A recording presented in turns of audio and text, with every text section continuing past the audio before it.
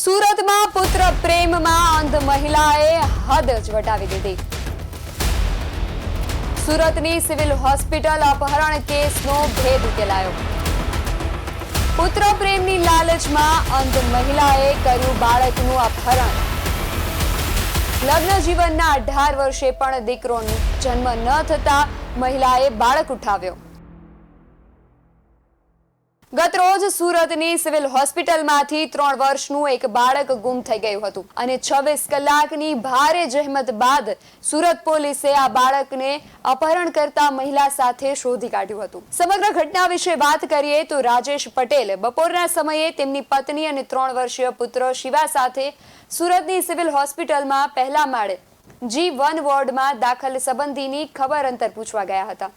આ દરમિયાન તેમનો પુત્ર શિવા પેસેજમાં રમતો હતો અને તે રમતા રમતા અચાનક ગુમ થઈ ગયો હતો.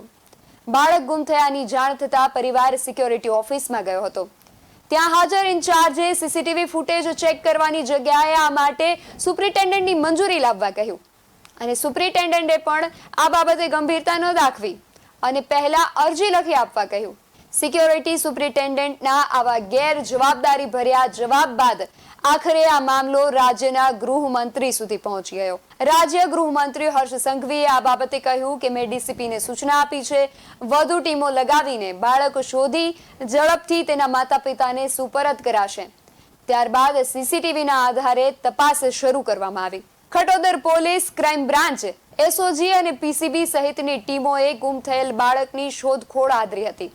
ફૂટેજ ચેક કરતા 3:50 કલાકે એક મહિલા બાળકને લઈને બહાર જતી દેખાઈ હતી. આ મહિલા આરએમઓ પાસેના ગેટમાંથી બહાર નીકળી અને કિડની બિલ્ડિંગ વાળા રસ્તે બાળકને લઈ બહાર નીકળી ગઈ હતી. આ જ સમયગાળા દરમિયાન બાળકના પિતા સિક્યોરિટી પાસે પહોંચ્યા હતા. અહીં સિક્યોરિટી સુપ્રિન્ટેન્ડન્ટની ઘોર બેદરકારી સામે આવી હતી. જો તેમણે અરજી બાબતે સમય વેડફ્યો ન હોત અને તાત્કાલિક સીસીટીવી ફૂટેજ ચેક કર્યા હોત તો બાળક મળી ગયું હોત. સુરત પોલીસની વિવિધ ટીમે 26 કલાકની ભારે જહેમત બાદ આ બાળકને શોધી કાઢ્યું. આ અંગે પોલીસ કમિશનર અનુપમસિંહ ગેહલોતે નિવેદન પણ આપ્યું હતું. ગઈકાલે 25 જૂનના રોજ નવી સિવિલ હોસ્પિટલ ખાતેથી એક 3 વર્ષ ઉંમરના એક બાળક ગુમ થયા છે એવા જાણકારી પોલીસના લગભગ કરીબ 5:30 વાગ્યાના આસપાસ મળી હતી અને આ બનાવ કરીબ 1 કલાક પહેલાંના હતા અને જ્યારે પોલીસને જાણ થઈ તાત્કાલિક જો ખડોદરા પોલીસ અને એસીપી પીઆઈ બધા લોકો ત્યાં જગ્યા પર પહોંચી ગયા અને એના પછી જો એ ક્રાઇમ બ્રાન્ચની ટીમ એસઓજીની ટીમો પર જો ઇન્ફોર્મેશન આપવામાં આવી અને તમામ ટીમો સાથે આ તપાસમાં લાગી ગઈ.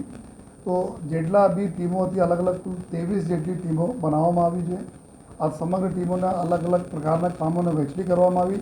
અલગ અલગ પ્રકારના જો ખાસ કરીને પહેલાં મારી પાસે હતા કે સીસીટીવી કેમેરા તાત્કાલિક જોઈએ કે આ બાળક બહાર નીકળ્યા છે કે નહીં કેમ્પસમાંથી. પછી ધીમે ધીમે જો કેમેરાઓ જોવામાં આવેલા તો ત્યારે એના એક લેડી સાથે આ બાળક લેડી એના હાથ પકડી લઈ જતી હોય એવા પ્રસ્તાવિત થયેલ, જેથી તાત્કાલિક જો ટીમો 1 by 1 આગળના કેમેરાઓ જોવાના સાથોસાથ જો અમારા ટેકનિકલ એવિડન્સ કલેક્ટ કરવાના હોય છે, અમારા જે હ્યુમન ઇન્ટેલિજન્સ હોય છે કે આ પ્રકારના કોઈ લેડીને કોઈ જોયા હોય, આ પ્રકારના કામો ચાલુ થઈ.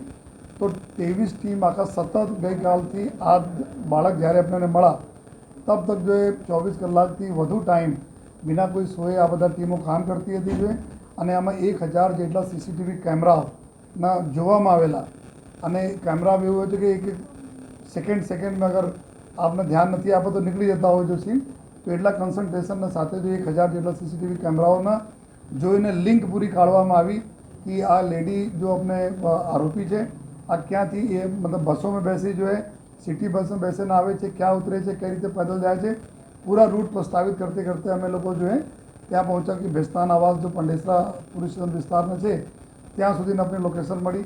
પછી જો અમારે હ્યુમન ઇન્ટેલિજન્સના આધારે જો અમે આ જ કેમેરાઓમાં અમુક લોકોને જો અમે સસ્પેક્ટ લાગતા હતા એના મારફતે અમે જોયા તો એના લોકેશન મળી. પછી તાત્કાલિક જો ટીમો પૂરા ચારો બાજુ ત્યાં વિસ્તારના જો નાકાબંધી કરીને કે અમે લોકો તમામ પ્રકારના જો નેગેટિવ ધારણાઓ સાથે કામ કરતા હતા કે કોઈ આ પ્રકારના ઘટિત બનાવ નહીં બને એના ધ્યાનમાં રાખીને તમામ પ્રિકોશન લઈને બાળક હેમખેડ આપણને મળે અને સાથોસાથ કોઈને નુકસાન નહીં થાય આ દિશામાં કામ કરીને જો ટીમો જો કામ કરી તો આ બાળકને સહી સલામત રિકવર કરવામાં આવેલા. આ અગાસી ઉપર આ લેડી જો આરોપી છે એના સાથે આ બાળક મળા આપણને જોઈએ અને ત્યારે એના જ્યારે બાળક રિકવર કરવામાં આવે અને આરોપી અને એના હસબન્ડ, જો આરોપી લેડી છે એના હસબન્ડ જો છે જો ટ્રક ડ્રાઇવિંગના કામ કરતા હતા ત્યારે કોઈ કામ નથી કરતા, તો એના બી ખબર હતી, એના જો વાઈફ હતી એના પણ બતાવ્યા હતા કે અમે બાળક આ રીતે જો અમે સિવિલ હોસ્પિટલમાંથી ઉપાડીને લઈ આવ્યા છીએ, છતાં જો આ કોઈને ઇન્ફોર્મ નથી કર્યા અને એકદમ રૂટીન ચાલતા હતા આ લોકોને. તો અત્યારે આ જો બે આરોપી છે અમારા, એક ઇન્દ્રવલી રેખારામ જો એના હસબન્ડ છે અને જો પાનકુલ દેવી જો આરોપી, મુખ્ય આરોપી જો બાળકને ઉપાડીને લઈ ગઈ આ છે. જો અત્યારે એના જ ત્યાં ઘરથી જો એવું આપણને જાણવા મળ્યા, જો અત્યારે આરોપી પ્રાથમિક પૂછપરછમાં બતાવે છે કે એનાથી એક દીકરી થઈ હતી અને બીજા વાઈફ, એના હસબન્ડ અત્યારે બીજા વાઈફ 6 મહિના પહેલે કર્યા, તો આ વાઈફ પાસે એક પહેલા હસબન્ડથી જો એક બાળક હતા, તો મારે પાસે બાળક નહીં હતા એના માટે અમે બાળકને લઈ ગયા. લેકિન અત્યારે આ થિયરી પર અમે માનતા નથી, કારણ કે એના ઘરમાં ઓલરેડી એક બાળક હતો, તો બીજા સાથે રહેતો બીજા બાળકની શું જરૂર હતી, સાથોસાથ 2-3 બાળકો ત્યાંથી ઓર અમે મળ્યા છે. તો અત્યારે આ લોકો ક્લેમ કરે છે કે એના બાળક છે, પરંતુ અમે DNA મેચ પણ કરાવીએ છીએ અને આ પણ જોઈએ છીએ કે આ બાળક ખરેખર બીજા બાળકો બી એના છે યા કોઈ આ પ્રકારના ગેરકાયદેસર પ્રવૃત્તિ તો નથી થઈ રહી છે. જો આ સમગ્ર દિશામાં અમારી જો ટીમો છે, જો ક્રાઇમ બ્રાન્ચ ટીમ અને વડોદરા પોલીસની ટીમ કામ કરી રહી છે અને ટોટલ આ સમગ્ર ઓપરેશનમાં 23 ટીમમાં મોર દેન 200 લોકો છે, 10 લોકો કન્ટિન્યુ 24 કલાક જોડાયા હતા. જોઈએ 1000 से ज़्यादा અમે લોકો CCTV કેમેરા જોયા અને જેટલા બી લાખો કોલ ડિટેલ્સ બારેમાં જો એનાલિસિસ ચાલતા હતા, તો કોઈ પણ પ્રકારના કસર આપણી સુરત સિટી પોલીસે બાકી નથી રાખી અને હેમખેમ બાળક મળે અમને માટે અમે લોકો સૌભાગ્યશાળી છીએ કે બાળક અમને સહી સલામત મળે. એના અગાઉ પણ આ રીતે બનાવ સિવિલ હોસ્પિટલમાં બની ચૂક્યા છે. અમને માટે બહુ ગંભીર વિષય છે. તો અમે અમારી જો ટીમ અને ખાસ કરીને જો સિવિલ હોસ્પિટલની જો ટીમો હોય છે, એના ગાર્ડની ટીમો હોય છે, એના પ્રાઇવેટ બી સિક્યુરિટી હોય છે હોસ્પિટલના, એના સાથે અમે સંકલન કરીને આ દિશામાં જરૂર અમે કામ કરીશું જોઈએ, જેથી જો ત્યાંની સ્ટાફ રહે છે એટલા તો જોવે યા કોઈ એવા એનાઉન્સમેન્ટ બી લાગતા હોય એના કરતા રહે કે ભાઈ આપણા બાળકોને કોઈ છોડે નહીં. આમાં બી એવું થયા કે બાળકના પેરેન્ટ્સ જોઈએ જો એના દર્દીઓને જોવા માટે ઉપર ગયા અને બાળક રમતા રમતા બહાર આવી ગયા અને એના પછી આ પ્રકારના આ લેડી લઈને જતી રહી. તો નહીં થાય એના માટે અમે સિવિલ હોસ્પિટલના તમામ જો સત્તાધીશો છે એના સાથે બેસીને આ બારેમાં અમે કરી અને અમારી બી જે ચોકીઓ છે એના વધારે સ્ટ્રેન્થનિંગ કરીશ કે કોઈ આ પ્રકારનો કોઈ અગર સસ્પિશિયસ મુવમેન્ટ હોય તો એના ઉપર બી અમે લોકો વાંચ રાખીશું. અમે આ દિશામાં કામ કરીએ છીએ, કારણ કે જો લેડી અત્યારે એવું બોલે છે કે અમારા પાસે બાળક દીકરા નહીં હતા એના માટે લઈ ગયા, પરંતુ જો એના બીજી વાઈફ એના હસબન્ડ છે જો સાથે રહે છે, એના એક દીકરા જ છે, નાના દીકરા, તો પછી બીજાને લેવાની કોઈ જરૂરત નથી. તો અમે આ જ એંગલથી બીજા બાળકોને બી લઈ આવ્યા છીએ અને કાયદેસર કામગીરી કરી અને જો એના DNA બી મેચ કરાવીશ ખરેખર એના બાળકો છે કે નહીં જો ત્યાંથી મળેલા છે. અત્યારે આ લઈ ગયા તો અમે લોકો તો જલ્દી જવા લોકો બીજા વિચારે છે, એને ખબર છે ચારો બાજુ પોલીસ એક્ટિવ હશે, નાકાબંધી થતી હશે. અમે લોકો રેલવે સ્ટેશનને બી સતત પૂરા જો અમારા લોકોના જો ત્યાં બી વર્કિંગ ચાલુ હતી કે સ્ટેશન હોય, બસ સ્ટેશનો જો સુરત શહેરથી નીકળવાના કોઈ પણ રસ્તા હોય બધી જગ્યાએ પોલીસને નાકાબંધી કરીને ચેકિંગ ચાલુ હતી, કેમકે અમે લેડીઝના ફૂટેજ મળી ગયા હતા.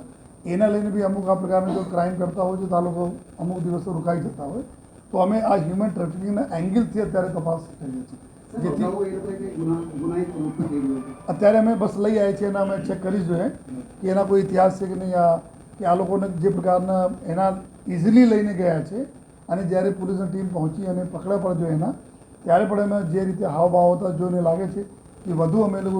જેમ પોલીસ કમિશનર અનુપમસિંહ ગેહલોતે જણાવ્યું કે સિવિલ હોસ્પિટલમાંથી ગુમ થયા બાદ આ બાળકને શોધવા માટે 23 જેટલી ટીમો બનાવવામાં આવી હતી, જેઓ 1000 જેટલા CCTV કેમેરા ચેક કર્યા અને આ ટીમના 200 જેટલા પોલીસ કર્મીઓ 24 કલાકથી સૂતા પણ ન હતા અને સતત આ બાળકને શોધી રહ્યા હતા. તેઓ એક CCTV ચેક કરીને આરોપી મહિલા અને તેના પતિ સુધી પહોંચ્યા હતા. જ્યારે મહિલાના ઘરે પોલીસ પહોંચી ત્યારે તે ધાબા પર બાળકની સાથે જ હતી.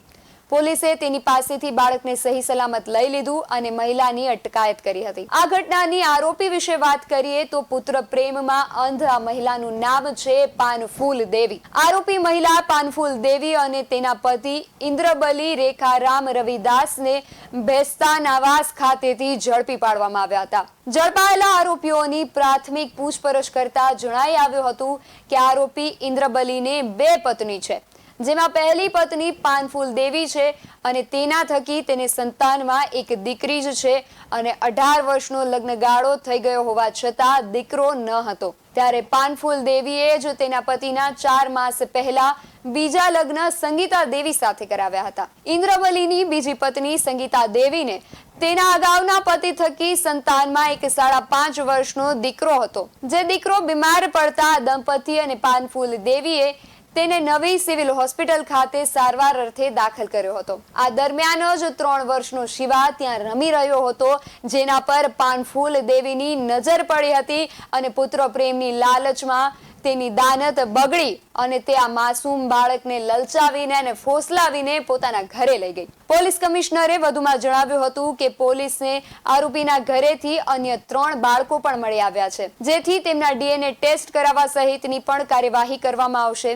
હાલ તો આરોપી દીકરો ન હોવાનું કહી રહ્યા છે. જો કે પોલીસ હ્યુમન ટ્રાફિકિંગની દિશામાં પણ તપાસ કરી રહી છે. આરોપીની બીજી પત્નીને એક દીકરો પણ હોવા છતાં આ બાળકને ઉઠાવવામાં આવ્યું હતું. પત્ની દ્વારા બાળકને ઉઠાવવામાં આવ્યું હોવાની પતિને પણ જાણ હોવા છતાં પણ તેમણે કોઈ પણને આ વિશે જાણ ન કરી. બાળક મળી જતા માતાના જીવમાં જીવ આવ્યો હતો અને તેણે સુરત પોલીસનો પણ આભાર માન્યો હતો. પરંતુ અહીંયા પ્રશ્ન એ ઊભો થઈ રહ્યો છે કે આજના આ યુગમાં જ્યારે દીકરીઓ દીકરાની સાથે ખભેથી ખભો મળાવીને ચાલી રહી છે, ત્યારે બીજી તરફ પુત્ર પ્રેમમાં અંધ આવા લોકો જે પુત્ર મેળવવા માટે કોઈ પણ હદને પાર કરી જતા હોય છે.